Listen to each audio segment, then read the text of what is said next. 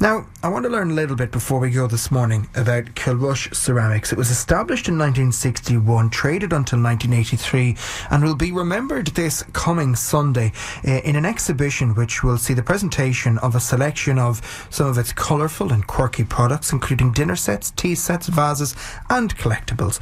Paul Gleeson is on the line to tell us more. He's a member of Kilrush District Historical Society's committee and also the owner of the Merchant House in Kilrush. Good morning to you, Paul. Good morning, Gavin. Thank you for having me this morning. You're very welcome, and thanks for joining us. Tell me, I've given the bare outlines there, but Kilrush Ceramics was also, in its heyday, a significant employer in the town. It was. Yes, it was a significant. Upwards than 160 people were employed in the factory. And this year, National Heritage Week, it's all about sharing its story, you know. And the Society would like to share the story of Kilrush Ceramics. It was an important part of our industrial heritage and an important employer for nearly 22 years in the town. And talk to me then about its products. Is there a style that was unique or a hallmark, shall we say, of Kilrush Ceramics? Well, there were several different kind of phases in ceramics. The initial one would be, I don't know if you're familiar with that kind of iconic kind of, it looks like snowdrop. It was a kind of a Celtic design in the 1960s, and then they had coffee pots and teapots. They would have been kind of their iconic products from that area. And then into the 1960s, they engaged the services of Kilkenny Design, and they designed several kind of extensive tea sets and dinner sets. They would have been Celtic Ennis and Kerry Ironstone, and these products would have been all produced by the craftspeople in Kilrush. Moulders, furnaces, glazers, etc., and they would all been beautifully turned out in the factory here in Kilrush. I keep seeing the term quirky being used to describe its designs. Well, quirky is, I suppose, you see, we're into vintage things now at this stage, you know, and a lot of the Celtic ceramics products are very, very popular again. If you go on the various different online auction sites and things like that, and you type in Kilrush Ceramics, and the range of products that come up is outstanding. Yeah. And particularly in the beginning, when they were producing vases, and they were in they were in a lot of technicolor in terms of their designs and their shapes, you know. Yeah, no, it's the vases in particular that I've seen that have, you know, different stripes and kind of unusual shapes in them at times and designs and stuff. But, you know, it could work and probably would have been very stylish in and of the day. Well, they were very stylish at the time, and it's funny, the full circle has come now. They've come back into fashion, and they're kind of sought after homeware accessories now once again, you know. Which would probably be music to the ears of lots of people, because Clare people are fantastic at supporting local businesses, and this would have been no exception, I'm sure.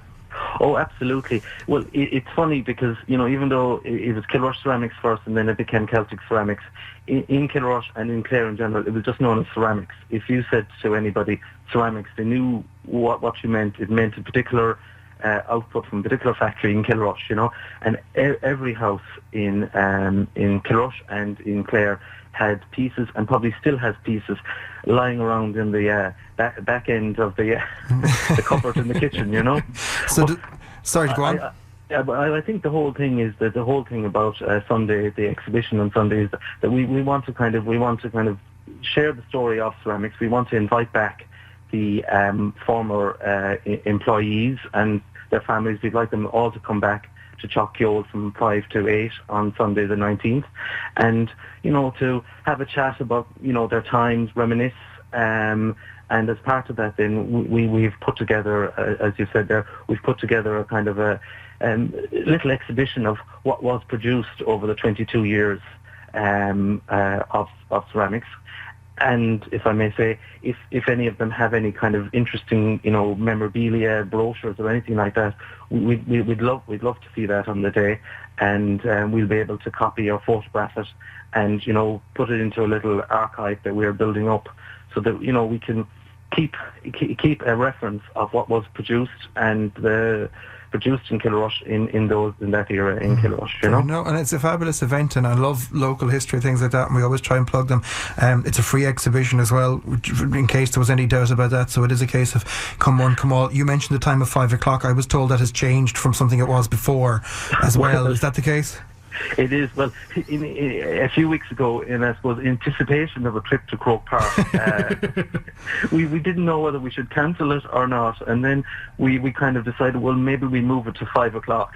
But one of our neighbouring counties put pay to that, so it's designed so that at least after people have watched the All-Ireland, they can come along. It'll be something very different, and probably best to keep all of the valuable and somewhat fragile ceramics away from hurling fans during the throes of an All-Ireland final. Yeah, absolutely. You probably want anyone and everyone to come, but a lot of people will have a connection to this, you're telling me, so you must be expecting a lot of people in attendance. We are expecting it. We're expecting a good attendance at it, and we're looking forward to meeting the people that worked in ceramics, because a lot of us that didn't have a direct connection to ceramics, we're familiar with their output and their earthenware, but to hear the stories of the various different people that work there. There's one chap now that has given me all his moulding equipment, and to listen to, or all his moulding tools, and to listen to him describing how he actually made the moulds, and how he actually started the process of creating all these products.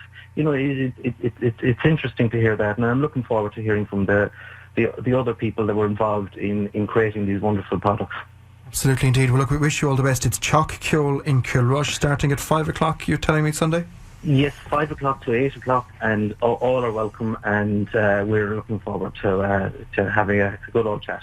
And we heard, sorry to cut across you, Paul, I was just going to say, we heard about Heritage Week. This is part of that, and I know you said it yourself a few minutes ago. The line got cut off when you did, but it's one of those local events that we talked about with Congela on the programme yesterday, that I think really people can enjoy, and I hope you get a big attendance. Well, we hope, Gavin, and thank you very much for taking the time to talk to me this morning. It's important to get these things out so that people know what's going on locally and can enjoy them. Absolutely. Well, look, that's why we're here, and we'll always do it. Paul Gleeson, thank you for your time this morning. Thank you very much. All the very best. Take care. Paul Gleeson there of the Kilrush District Historical Society. This coming Sunday, Teach Ceoil in Kilrush, 5 o'clock, to remember Kilrush or Celtic ceramics.